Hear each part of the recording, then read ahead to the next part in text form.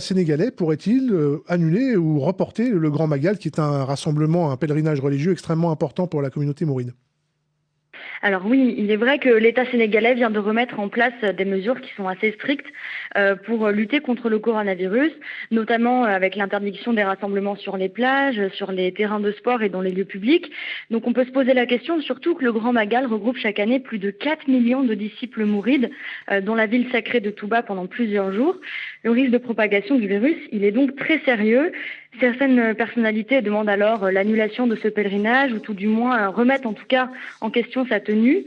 Un débat qui fait la une de beaucoup de journaux sénégalais, mais pour le moment, aucune annulation n'est en vue.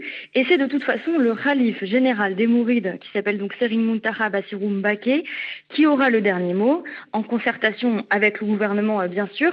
D'ailleurs, la semaine dernière, le ministre sénégalais de l'Intérieur, Aly Ngouille Ndiaye, a fait une conférence de presse où il a assuré que les marabouts sont associés aux décisions étatiques, étant donné leur rôle pour la stabilité du pays. Et pourquoi l'annulation est inimaginable pour beaucoup de disciples mourides? Alors pour les disciples, cette cérémonie, c'est la plus importante de l'année. Ils vont à Touba tous les ans en famille. Ils n'ont jamais vu cette fête annulée. Elle célèbre en fait le départ en exil de Cheikh Ahmadou Bamba, qui est le fondateur de cette influente confrérie mouride. Donc cette fête, elle est importante pour la confrérie parce que c'est le moment et le lieu où son unicité est mise en scène. Donc le poids religieux et politique sont considérables, sans compter le poids social et économique. Il faut savoir que chaque année, des millions de francs CFA sont dépensés par les fidèles pour acheter, alors parfois c'est un mouton, des vêtements, un billet de bus en direction de Touba. Là-bas, ils dépensent aussi beaucoup de quoi manger, de quoi se loger. Donc certains espèrent même que l'économie du Sénégal reparte pendant cette période de fête, alors que la croissance du pays est en baisse à cause de la crise du coronavirus. Hassan, vous avez une deuxième question, je crois. Comment est-ce qu'on va s'adapter, c'est ça? Oui, oui. Si le Grand Magal est maintenu, comment les organisateurs du pèlerinage vont s'adapter au contexte sanitaire?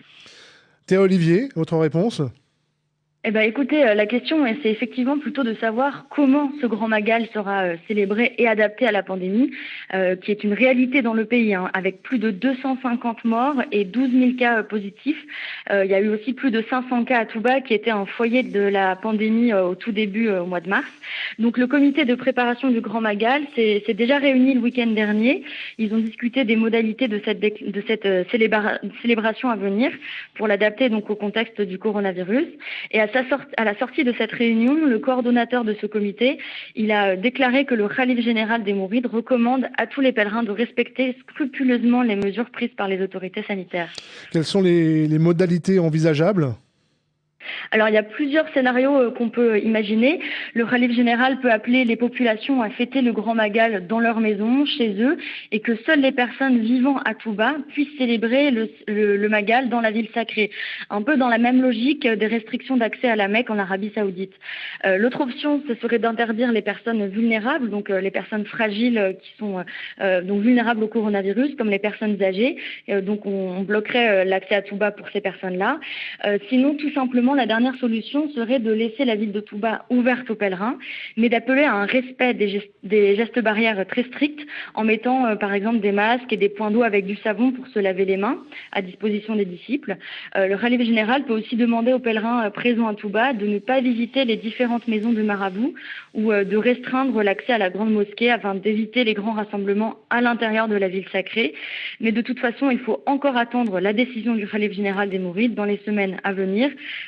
C'est seulement par cette décision-là venant de lui qu'on pourra y voir plus clair.